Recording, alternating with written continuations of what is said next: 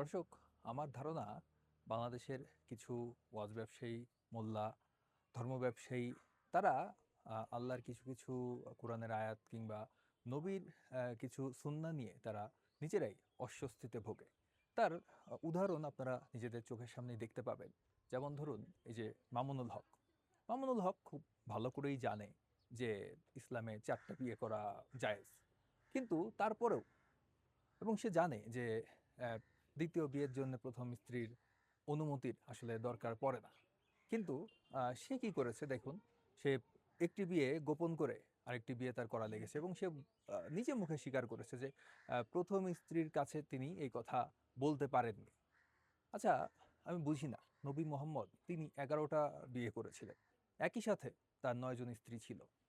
তো তিনি কি এই বিষয়গুলো নিয়ে ভয় পেতেন?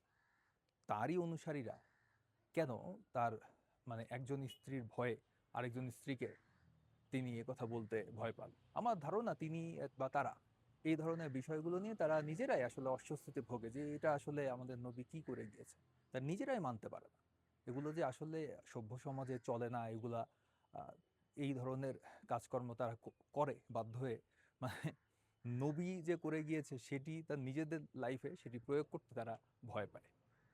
তো তারাই আবার দেখবেন কিছুদিন পর পর গাজাওয়াতুল হিন্দ, এটা দখল করব, ওটা দখল করব, পুরা বিশ্ব মুসলমানদের হয়ে যাবে, এই ধরনের ডাক কিন্তু তারা দেয়। তারাই প্রথম স্ত্রীর ভয়ে দ্বিতীয় স্ত্রীর কাছে, মানে দ্বিতীয় বিয়ে করেছে সেটা বলতে ভয় পায়। আপনাদের মনে আছে 2021 সালের কথা হয়তো, আবু তোহা আদনান, যিনি আরেকজন ধর্ম ব্যবসায়ী, তিনি যখন আরেকটি বিয়ে করেছে, তো তার কি হলো, কথা ছড়ানো হলো, গুজব রটানো হলো যে তিনি গুম হয়েছে, সরকার তাকে গুম করেছে।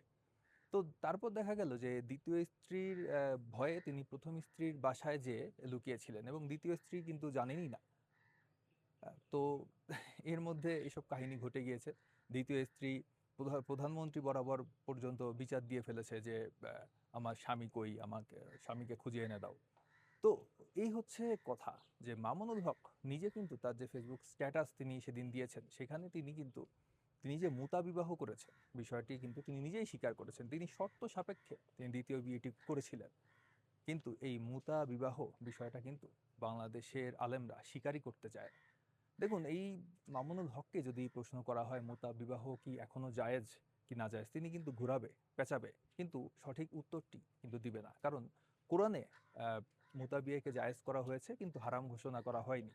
হাদিসের মাধ্যমে সেটাকে হারাম করা হয়েছে, কিন্তু আহ, আসলে কোরআনের আয়াতকে হাদিস দ্বারা রিপ্লেস করা যায় না। তো এই ঘটনা, এই এই কথাটা কিন্তু মামুনুল হকের মতো যারা ইসলামিক স্কলার আছে তারা কিন্তু খুব ভালো করেই জানে। সে কারণে তিনি এই চুক্তিভিত্তিক বিয়ে করেছেন, এবং পরে কিন্তু ডিভোর্স হয়ে গিয়েছে। এবং নবী নিজেও চুক্তিভিত্তিক বিয়ে করেছেন বলে প্রমাণ আছে, হাদিসে প্রমাণ পাওয়া যায়, নবী সাহাবীরা তো করেছেন। তো দেখুন, মুতা বিবাহ নিয়েই আপনাদের আলেমদের মধ্যে অনেক দ্বিধা বিভক্তি আছে, এবং কেউ বলে এটা জায়েজ, কেউ বলে না জায়েজ, এবং আহ, হারামের পক্ষেরই লোক বেশি। তো এই মুতাবিবাহ কিন্তু আসলে হারাম নয়, যেহেতু কোরআনে এখনো পর্যন্ত সেই আয়াতটি আছে, এবং হাদিস দ্বারা কোরআনের আয়াত রিপ্লেস করা যায় না।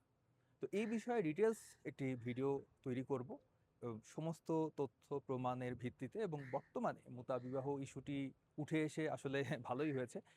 এরা যত বেশি নিজেদের লাইফ ইসলামকে ইমপ্লিমেন্ট করবে, তত বেশি ইসলামের এই ধরনের অন্ধকার দিকগুলো মানুষের চোখের সামনে আসবে, এবং বিবেকবান মানুষরা বুঝতে পারবে যে আসলে ইসলাম কি জিনিস। তো সকলকে ধন্যবাদ। এই পর্যন্ত ভিডিওটি ভালো লাগলে লাইক করুন, কমেন্ট করুন, শেয়ার করুন, চ্যানেলটিকে সাবস্ক্রাইব করুন। সকলকে ধন্যবাদ।